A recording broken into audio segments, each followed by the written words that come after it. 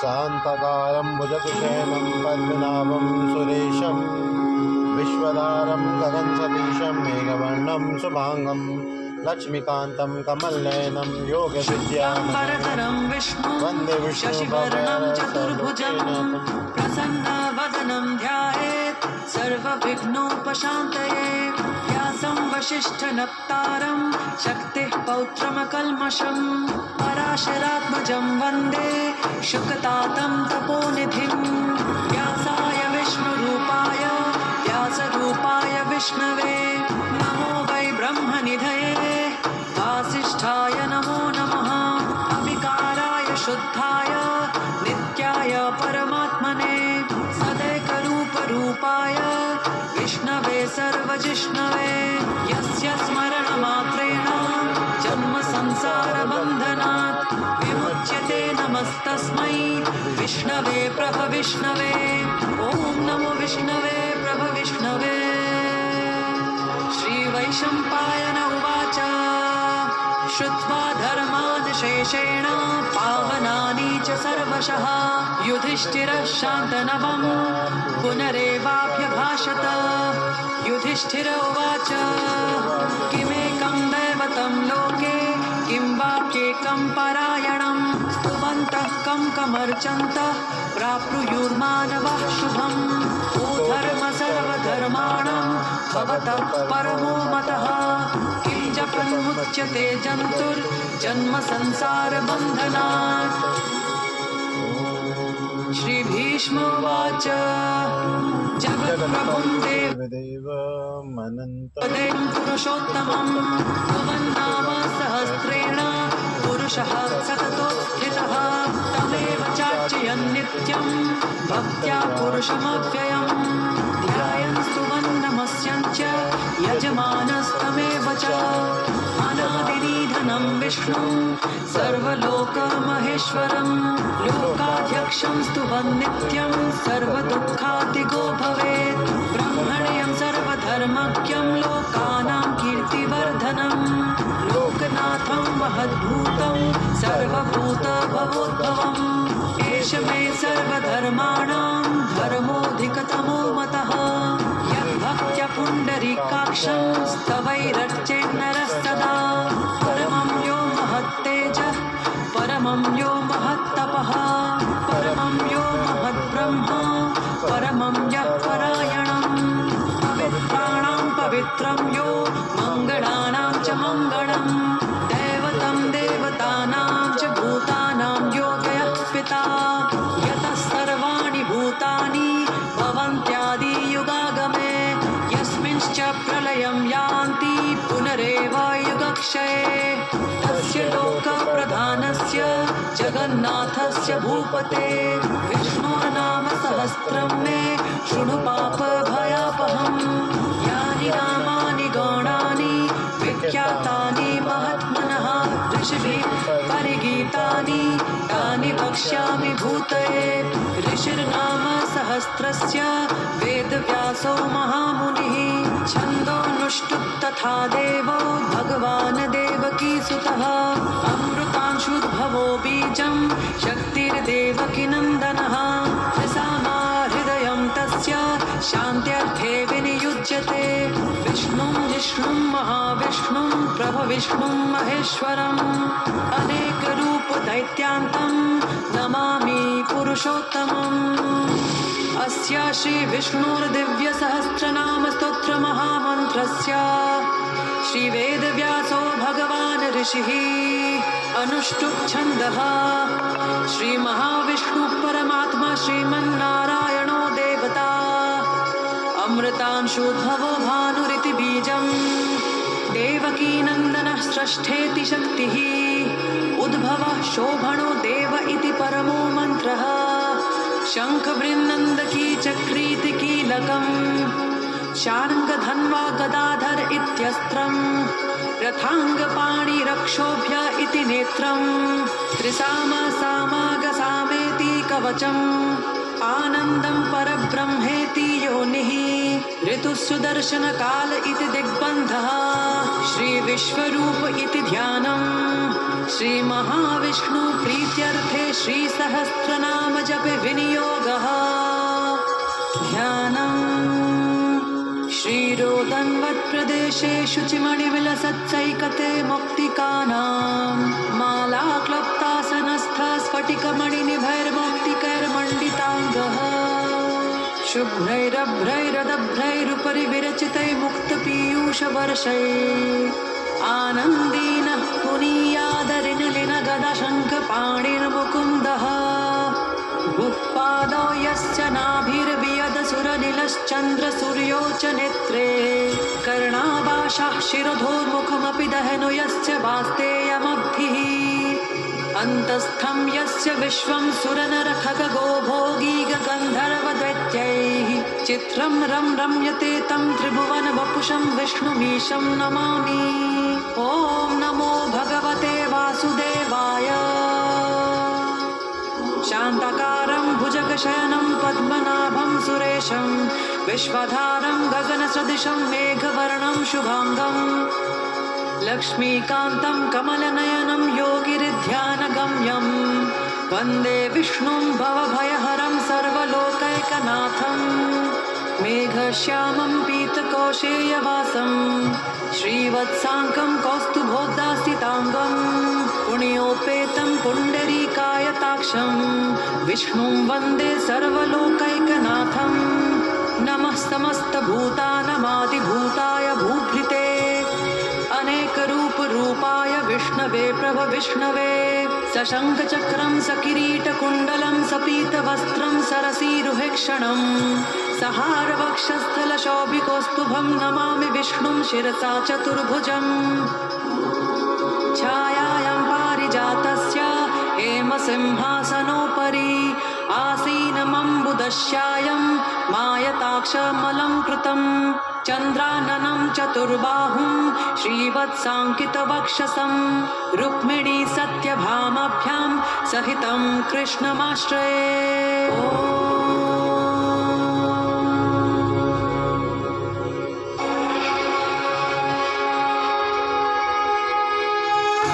विश्वं विष्णुर्वषट्कारो भूतभव्य भवत्प्रभुः भूतभृद्भूतभृद्भावो भूतात्मा भूतभावनः भूतात्मा परमात्मा च भूतानं परमागतिः अव्ययः पुरुषः साक्षी क्षेत्रज्ञोऽक्षर एव च योगयोगविदां नेता प्रधानपुरुषेश्वरः नारसिंहः वपुः श्रीमान् केशवः पुरुषोत्तमः सर्वशर्वः शिवः स्थाणु भूतादिर्निधिरव्ययः सम्भवो भावनो भर्ता प्रभवः प्रभुरीश्वरः स्वयंभू शम्भुरादित्यः पुष्कराक्षो महास्वनः अनादिनिधनो धाता विधाता धातुरुत्तमः अप्रमेयो ऋषिकेश पद्मनाभो वरप्रभुः विश्वकर्मा मनुस्त्वष्टा स्थविष्ठः स्थविरो ध्रुवः अप्राख्य शाश्वतः कृष्णो लोहिताक्षः प्रतर्दनः प्रभूतस्त्रिकपुत्थामा पवित्रं मङ्गलं परम् ईशानः प्राणदप्राणो ज्येष्ठः श्रेष्ठः प्रजापतिः हिरण्यगर्भो भूगर्भो माधवो मधुसूदनः ईश्वरो विक्रमी धर्मी मेधावी विक्रमः क्रमः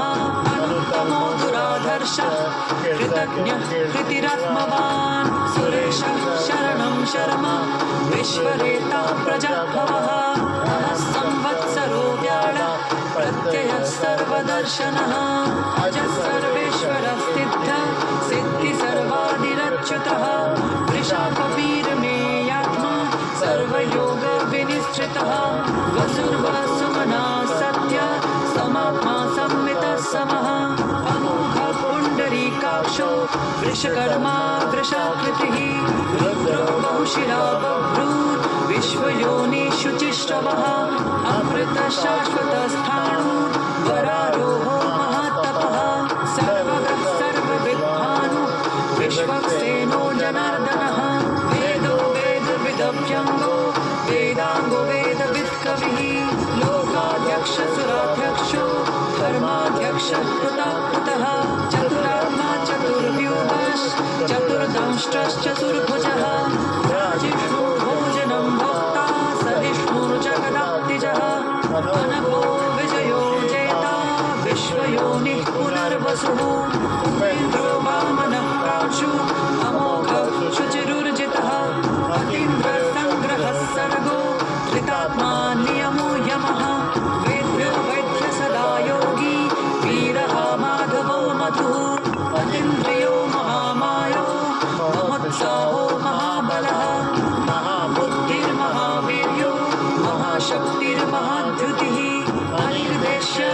श्रीमान् अमेयात्मा महाद्रिधृत महेश्वासो महीभर्ता श्रीनिवासः सतां गतिः अनिरुद्धः सुरानन्दो गोविन्दो गोविदाम्पतिः मरीचिर्दमनो हंसः सुपर्णो भुजगोत्तमः हिरण्यनाभस्ततपा पद्मनाभः प्रजापतिः मृत्युः सर्वदृक्सिंहः सन्धाता सन्धिमान् स्थिरः अजो दुर्मर्षणः शास्ता विश्रुतात्मा सुरारिः गुरुर्गुरुतमो भावः सत्यः सत्यपराक्रमः निमिषो निमिषस्त्रग्वी वाचस्पतिरुदारथिः अग्रणिर्ब्रह्मणि श्रीमान् न्यायो नेता समीरणः सहस्रमूर्धा विश्वात्मा सहस्राक्षसहस्रपात् आवर्तनो निवृत्तात्मा संवृतः सम्प्रमर्दनः संवर्तको वह्निर् अनिलो धरणीधरः सुप्रसादः प्रसन्नात्मा विश्वभूद्विभुः सत्कर्ता सत्कृतः साधु जन्मुर्नारायणो नरः असंख्येय प्रमेयात्मा विशिष्ट शिष्टकृच्छुचिः सिद्धार्थ सिद्ध संकल्प सिद्धिद सिद्धि साधनः वृषाही वृषभो विष्णु वृषपर्वा वृषोदरः वर्धनो वर्धमानश्च विविक्तः श्रुतिसागरः सुभुजो दुर्धरो वाग्मी महेन्द्रो वसुदो वसुः नैकरूपो बृहद्रूपो क्षितिविष्टः प्रकाशनः ऊर्जस्तेजो धृतिधरः प्रकाशात्मा प्रतापनः स्पष्टाक्षरो मन्त्र चन्द्रांशुर्भास्करधृतिः अमृतांशुर्भवो भानु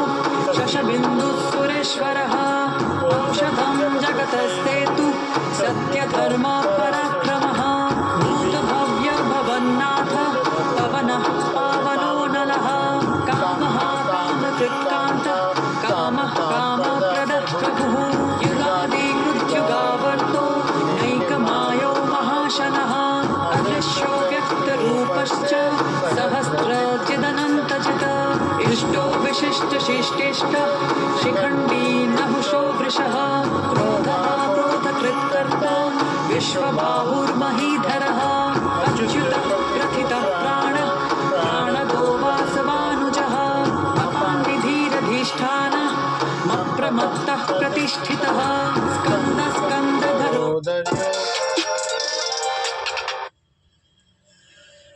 वरदो वायुवाहनः वासुदेवो बृहद्भानु रादिदेवः पुरन्दरः अशोकस्तारणस्तारः शूरः शौरिर्जनेश्वरः अनुकूलः शतावर्त पद्मी पद्मालिभीक्षणः पद्मनाभोर्विन्दाक्ष पद्मगर्भः शरीरभृतः महर्निर्ऋत्ववृद्धात्मा महाक्षो गरुडध्वजः अतुलः शरभो भीम समयज्ञो हविर्हरिः सर्वलक्षणलक्षण्यो लक्ष्मीवान् समितिञ्जयः विक्षतो रोहितो मार्गो हेतुर्दामोदरः सः महीधरो महाभागो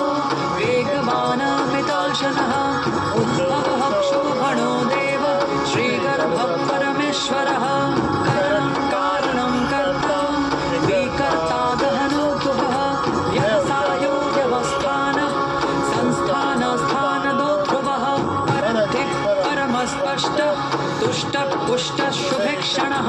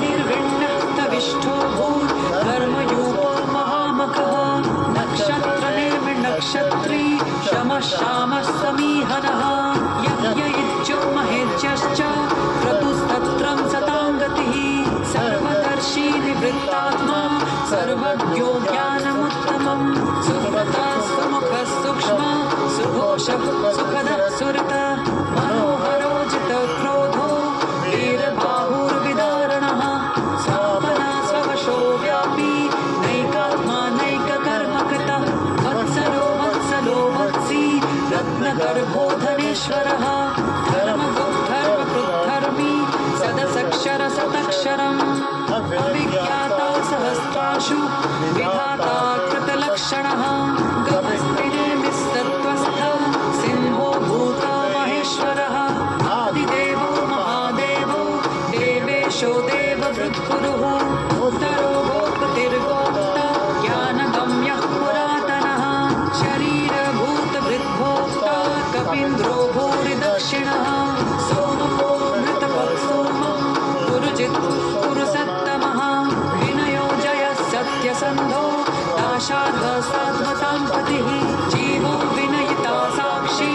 मुकुन्दो मितविक्रमः अम्भो निधिरनन्तात्मा महोदतिशयोऽन्तकः अजो महार्ह स्वाभाव्यो जितामित्रः प्रमोदनः आनन्दो नन्दनो नन्द सत्यधर्मा त्रिविक्रमः महर्षिः कपिलाचार्यः कृतज्ञो मिदिनीपतिः त्रिपदक्षाध्यक्षो महाशृङ्गकृतान्तकृतः महावराहो गोविन्दः सुषेणः कनकाङ्गदी योगभीरो गहनो गुप्तश्चक्रगदाधरः मेधास्वाङ्गोचितः कृष्णो दृढः सङ्कर्षणोचितः वरुणो वारुणो वृक्षः पुष्कराक्षो महावनः भगवान् भगवानन्दी वनमाली हलायुधः आदित्यो ज्योतिरादित्य सहिष्णुर्गतिसत्तमः सुधन् खण्डपरशूर् दारुणो द्रविणप्रदः दिविदृक्सर्वदृग्यासो वाचस्पतिरयो निजः त्रिसामा सामगः साम निर्वाणं भेषजं भिषक् सन्न्यासकृच्छमः शान्तो निष्ठा शान्तिपरायणं शुभाङ्गः शान्तिदः स्रष्टा कुमुदः कुवलेशयः गोहितो गोपनिर्गोप्ता वृषभाक्षो वृषप्रियः अनिवर्ती निवृत्तात्मा संक्षेप्ताक्षेमकृच्छवः श्रीवत्सवक्ष श्रीवास श्रीपति श्रीमताम्बरः श्रीधः श्रीश श्रीनिवास श्रीनिधि श्रीविभावनः श्रीधर श्रीकरः श्रेय श्रीमान् लोकत्रयाश्रयः स्वक्षस्वङ्गशतानन्दो नन्दिर्ज्योतिर्गणेश्वरः विजितात्मा विधेयात्मा सत्कीर्तिश्चिन्न संशयः उदीर्णः सर्वतश्चक्षुरनीश शाश्वतस्थिरः भूषयो भूषणो भूतिर्विशोकशोकनाशनः अर्चिष्मानर्चितः कुम्भो विशुद्धात्मा विशोधनः अनिरुद्धो प्रतिरथः प्रद्युम्नो मितविक्रमः कालनेमिनिः शौरिः शूरः शूरजनेश्वरः त्रिलोकात्मा त्रिलोकेशः केशवः केशिः हरिः कामदेवः कामपालः कामी कान्तः कृतागमः अनिर्देश्य वपुर्विष्णु वीरोऽनन्तो धनञ्जयः ब्रह्मण्यो ब्रह्मकृत् ब्रह्मा ब्रह्मा ब्रह्मा विवर्धनः ब्रह्मविद् ब्राह्मणो ब्रह्मी ब्रह्मज्ञो ब्राह्मणप्रियः महाक्रमो महाकर्मा महातेजा महोरगः महाक्रतुर्महायज्वा महायज्ञो महाहविः स्तव्यस्तव प्रियः स्तोत्रं स्तुतस्तोतारणप्रियः पूर्णः पूरयिता पुण्यः पुण्यकीर्तिरनामयः मनोजवस्तीर्थकरो वसुरेता वसुप्रदः वसुप्रदो वासुदेवो वसुर्वसुमना हविः सद्गतिः सत्कृतिः सत्ता सद्भूतिः सत्परायणः शूरसेनो यदुश्रेष्ठ सन्निवासः सुयामुनः भूतावासो वासुदेव सर्वासुनलयो नलः दर्पः दर्पदो दृप्तो दुर्धरोऽथापराजितः विश्वमूर्तिर्महामूर्ति दीप्तमूर्तिरमूर्तिमान् अनेकमूर्तिरव्यक्त शतमूर्तिशताननः एकोनैकः सवक्तः किं यत्तत्पदमनुत्तमम् लोकबन्धुर्लोकनाथो माधवो भक्तवत्सलः सुवर्णवर्णो हेमाङ्गो पराङ्गश्चन्दनाङ्गदी मीरा विषमः शून्यो वृताशीरश्चलश्चलः अमानी मानदो मान्यो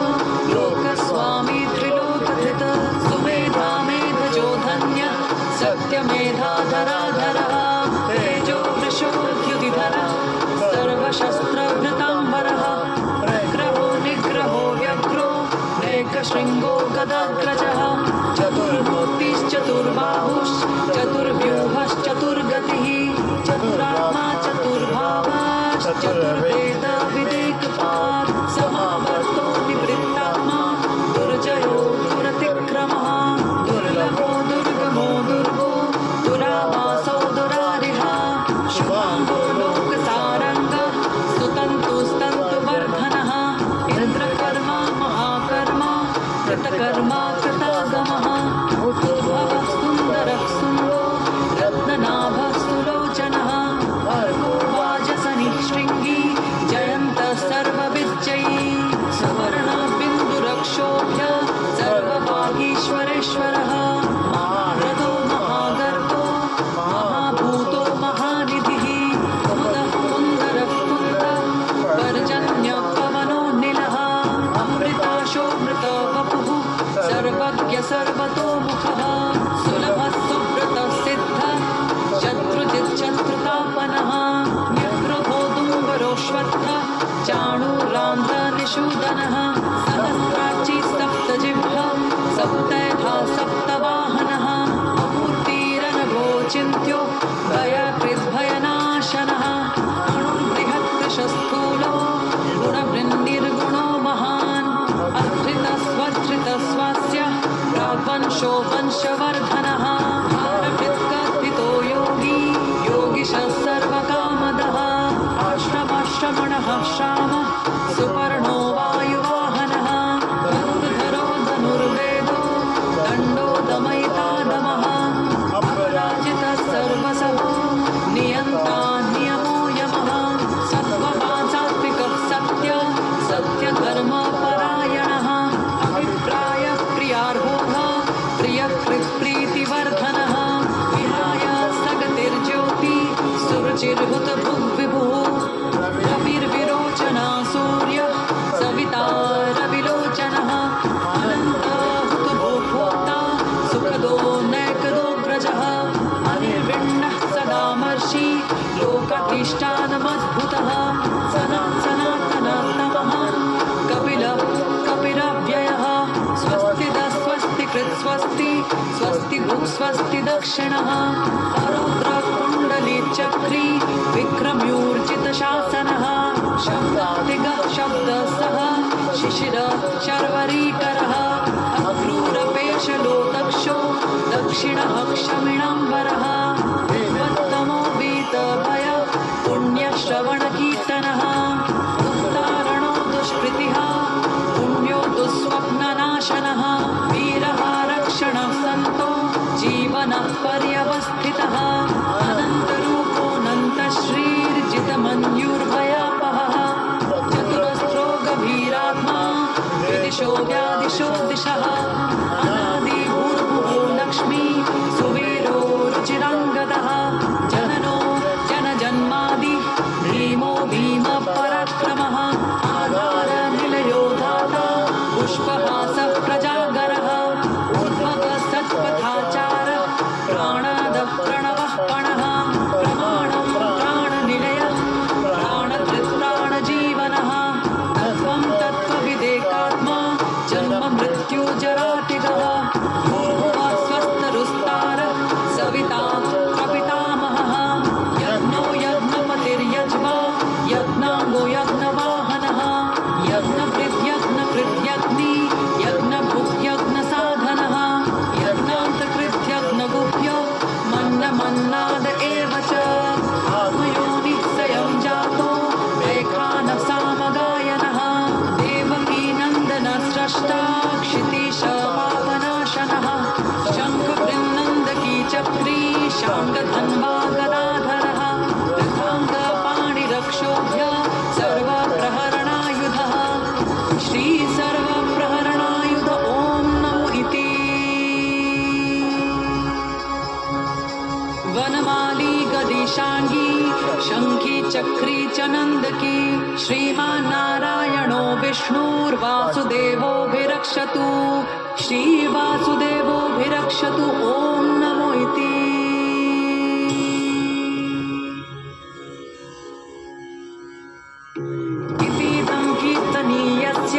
केशवस्य महात्मनः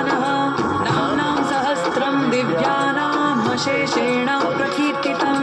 यदिदं शृणुयां नित्यं यश्चापि परिकीर्तयेत् नाशुभं प्राप्नुयात् किञ्चित् सोमुत्रेह च मानवः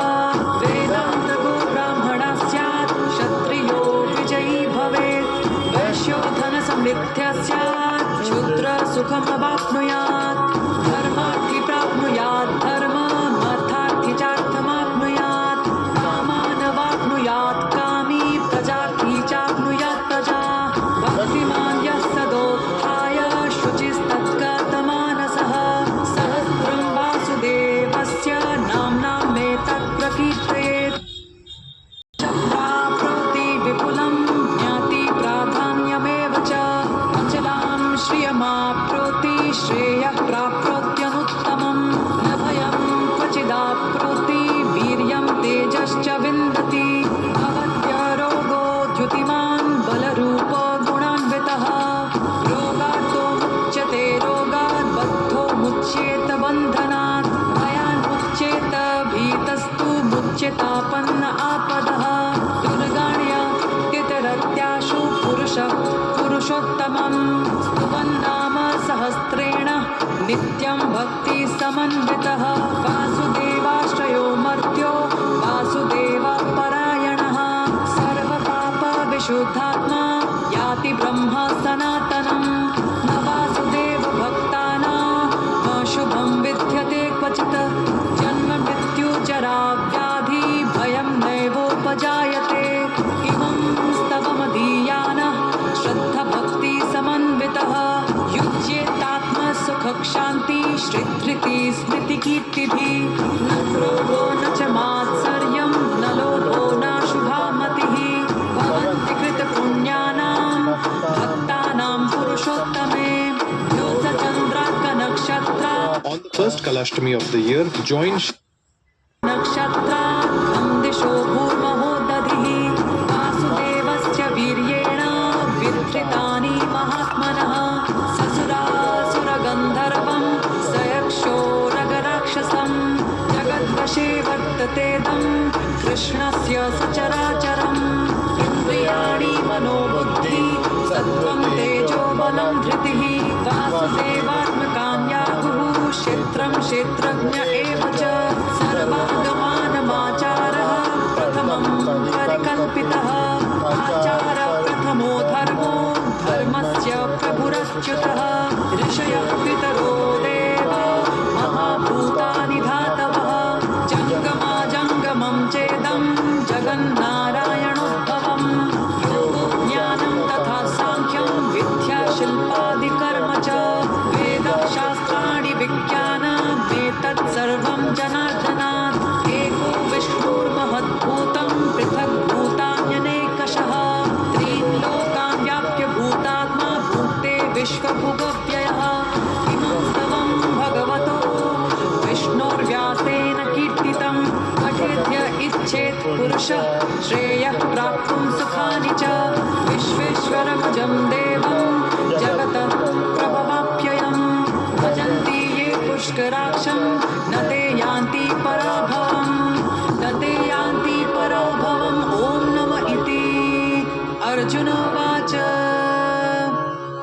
पद्मपत्र विशालाक्ष पद्मनाभ सुरोत्तम भक्तानामनुरक्तानां त्राता भव जनार्दन श्रीभगवानुवाच यो मां नाम सहस्रेण स्तोतुमिच्छति पाण्डव सोऽहमेकेन श्लोकेन स्तुत एव न संशयः स्तुत एव न संशय ॐ नमो इति व्यास उवाच वासनाद्वासुदेवस्य वासितं ते जगत्त्रयं सर्वभूतनिवासोऽसि वासुदेव नमोऽस्तु ते श्रीवासुदेव नमोऽस्तु त ॐ नमो इति पार्वत्युवाच केनोपायेन लघुना विष्णोर्नाम सहस्रकं पठ्यते पंडितैर्नित्यं श्रोतुमिच्छाम्यहं प्रभो ईश्वर उवाच श्रीराम राम रामेति रमे रामे मनोरमे सहस्रनाम तत्तुल्यं राम नाम वरानने